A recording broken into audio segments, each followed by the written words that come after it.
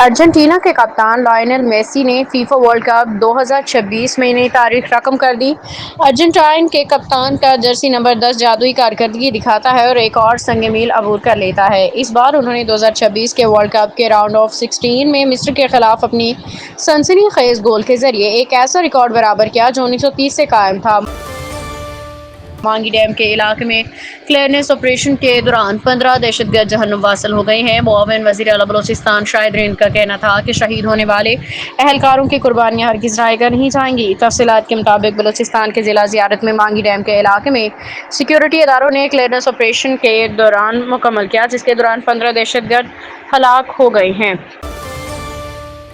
Supreme court نے خواتین کو وراثت سے محروم کرنے والی قبائلی روایت کو غیر قانونی قرار دے دیا ہے۔ سپریم کورٹ کی جانب سے مٹی خان کے وراثتی زمین پہ قبضے کے تنازع میں فیصلہ سنایا گیا، جبکہ فیصلہ جسٹس عرفان سعادت خان نے تحریر کیا۔ بلوچستان ہائی کورٹ نے فیصلے کو برقرار رکھا ہے۔ عدالت کا کہنا ہے کہ فراڈ سے حاصل شدہ جائیداد پہ کوئی حق نہیں۔ خواتین کو وراثت سے محروم کرنے والی قبائلی روایت غیر قانونی ہے۔ جرگہ قرآن و سنت کے خلاف کسی وراثت کا حق ختم نہیں کر سکتا۔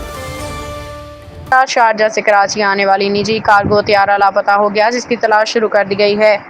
ترجمان پاکستان ایئرپورٹ اتھارٹی پی ای اے نے بتایا کہ شارجہ سے کراچی آنے والے نجی کارگو طیارے سے تقریباً 155 ناٹیکل میل مغرب میں رابطہ منقطع ہوا، جس کے بعد سمندر میں سرچ اینڈ ریسکیو آپریشن شروع کر دیا گیا۔ کارگو طیارے میں عملے کے 5 افراد سوار تھے۔